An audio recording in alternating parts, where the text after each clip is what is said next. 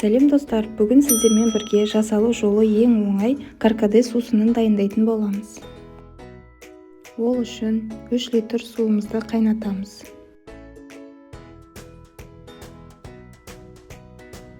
Қайнаған суымызға 1 кесе каркаде, 2 кесе қант салып, араластырып, бетін жауып, суығанша күтеміз.